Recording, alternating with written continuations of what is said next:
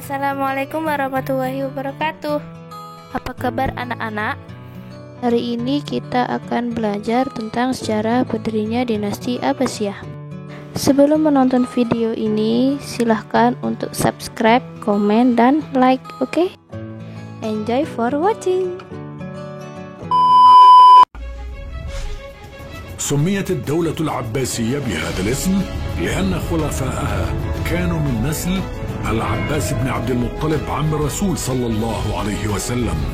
ظهرت فكرة الدعوة للعباسيين أثناء حكم الدولة الأموية.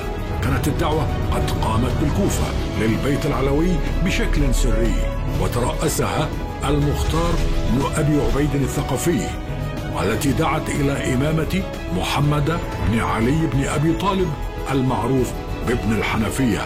وبعد وفاته بايع أنصاره ابنه الإمام أبا هاشم عبد الله بن محمد، وقبيل وفاته أوصى بالدعوة والإمامة إلى محمد بن علي بن عبد الله بن العباس، وبذلك انتقلت الدعوة إلى البيت العباسي.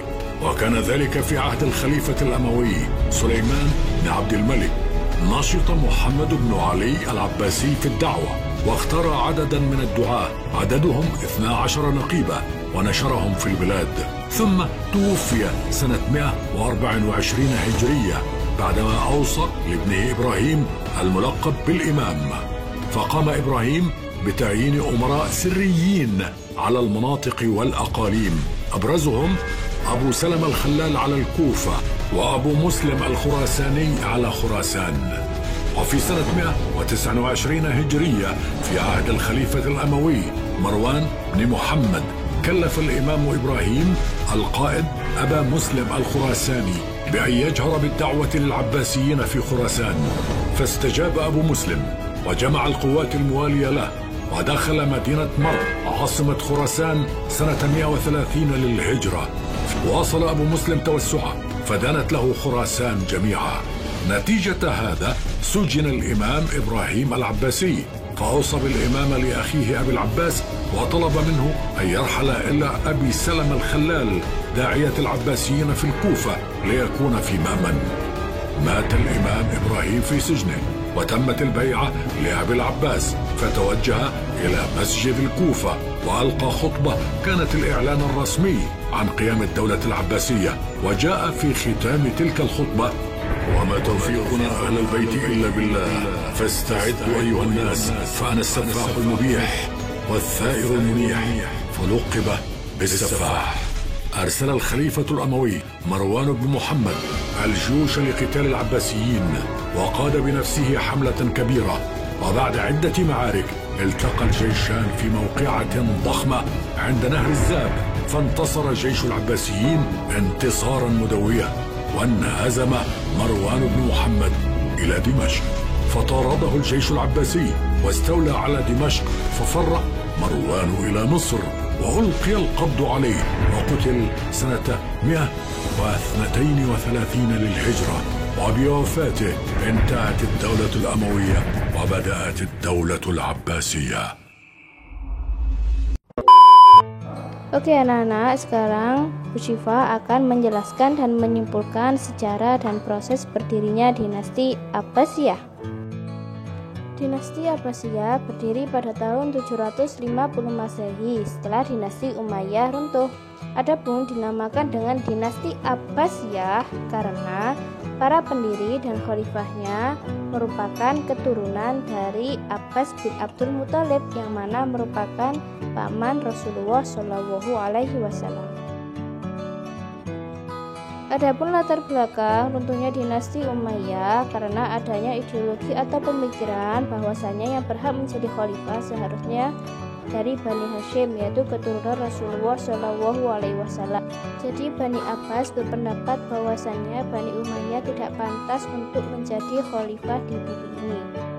Latar belakang selanjutnya dikarenakan sifat khalifah sebelumnya yang sangat semena-mena, di mana mereka suka bermegah-megahan, mabuk-mabukan, mempedulikan dirinya sendiri, dan adanya kelas sosial di mana orang-orang Bani Umayyah itu selalu memprioritaskan orang Arab asli, sedangkan orang Mawali atau orang Arab non asli itu di nomor 2. Adapun gerakan pemberontakan terdiri dari 3 golongan. Yang pertama dari Bani Alawiyah, yang kedua dari Bani Abbasiyah, dan yang ketiga dari keturunan Persia. Adapun langkah-langkah yang ditempuh Bani Abbas untuk meruntuhkan dinasti Abbasiyah, yang pertama dengan membentuk gerakan bawah tanah, di mana Bani Abbas menghimpun kekuatan secara sembunyi-sembunyi. Yang kedua, menggunakan politik bersahabat, di mana Bani Abbas ikut dalam pemerintahan, tetapi di belakangnya mereka merencanakan untuk melakukan pemberontakan. Yang ketiga, menyebarkan propaganda dengan menggunakan nama Ahlul Bait. Jadi propaganda tersebut adalah bahwasannya yang berhak untuk menjadi khalifah adalah dari Bani Hashim atau dari Ahlul Bait, bukan dari keturunan Bani Umayyah. Dan yang terakhir, menetapkan Khurasan sebagai pusat kegiatan politik dengan bantuan Abu Muslim al-Khurasani. Adapun proses terbentuknya dinasti Abbasiyah terbagi menjadi beberapa fase. Fase pertama adalah fase pendirian dan pembentukan organisasi. Fase kedua adalah fase pembentukan opini, dan fase ketiga adalah fase pengokohan sekaligus memasuki wilayah kekuasaan. Fase pertama dipimpin oleh Ali bin Abdullah bin Abbas. Beliau melakukan gerakan bawah tanah, akan tetapi gagal karena Khalifah Bani Umayyah yang memimpin pada saat itu, Umar bin Abdul Aziz, sangat dicintai rakyatnya, sehingga sedikit sekali orang yang termakan akan rayuan tersebut. Kemudian Ali meninggal digantikan oleh anaknya yang bernama Muhammad. Kemudian pada fase kedua dipimpin oleh Muhammad bin Ali. Beliau menyebarkan propaganda dan ternyata berhasil. Kemudian Muhammad meninggal digantikan oleh anaknya yang bernama Ibrahim al-Imam. Pada fase ketiga ini dipimpin oleh Ibrahim al-Imam. Beliau meminta bantuan Abu Muslim al-Khurasani untuk memperluas kekuasaan Bani Abbas.